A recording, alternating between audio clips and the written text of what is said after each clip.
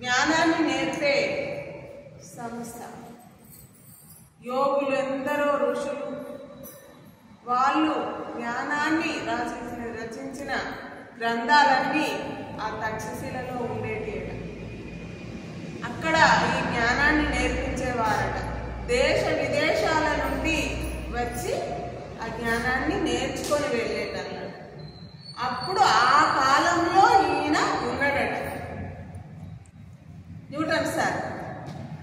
ఉండడం మూలంగా ఈ జన్మలో ఆయనకు మళ్ళీ నేను యూనివర్సిటీ పెట్టాలి, అందరికీ జ్ఞానాన్ని అందించాలి అనే ఆలోచన వచ్చింది, తపన వచ్చింది. వచ్చి నేను మరి ఇలా యూనివర్సిటీ పెట్టాలి అనుకుంటున్నా, మనకు స్థలం కావాలి అని అంటే రాజశేఖర్ సార్, శ్రీదేవి మేడం వాళ్ళు 150 ఎకరాల స్థలం కొని సార్కి ఇవ్వడం జరిగింది.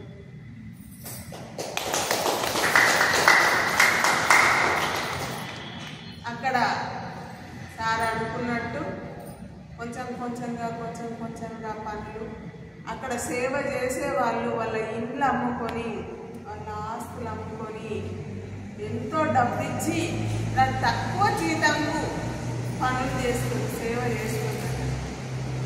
ఎంత అద్భుతము, ఎంత అద్భుతమైన జ్ఞానము మనం అందరం వెళ్ళి చూసినాము.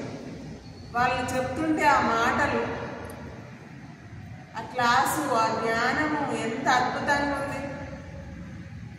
సాధన చేసి అలా మనం కూడా మారాలి, మనం కూడా అందరికీ జ్ఞానాన్ని పంచాలి. మన సారు కలలు నెరవేర్చాలి. ప్రపంచమంతా జ్ఞానమయం కావాలి, శాకాహారమయం కావాలి, పిరమిడ్మయం కావాలి.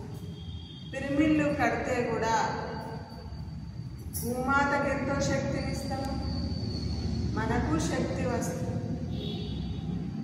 భూమాత మనం చేసే ఈ కర్మల వల్ల, చెడు కర్మల వల్ల ఆమె ఎంతో తాపంతో, తపనతో బాధపడుతూ వేదన చెందుతుంది. ఇప్పుడు మనము కుటుంబంలో ఉంటూ సంసారంలో నిర్వాణము అనని ఈ బాధ్యతలు బంధాలలో ఉంటూ మనం ధ్యానం చేసుకుంటున్నాం.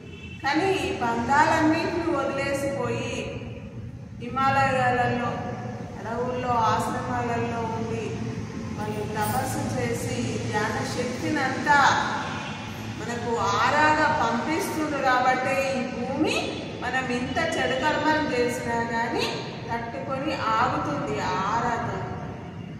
లేకపోతే ఎప్పుడో ఏమైపోయేదో తెలియదు. ఇప్పుడు మనందరం కూడా చేసే ధ్యానము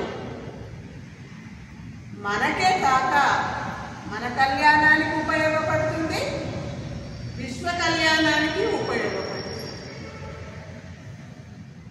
కాబట్టి మనమందరము సాధన చేయాలి, ధ్యానం చేయాలి, ధ్యాన ప్రచారం చేయాలి, ధ్యానాన్ని ప్రతి ఒక్కరికి పంచిపెట్టాలి. ఇది మనమందరము గుర్తుపెట్టుకోవాలి. మరి ఈ ఆదివారం నాడు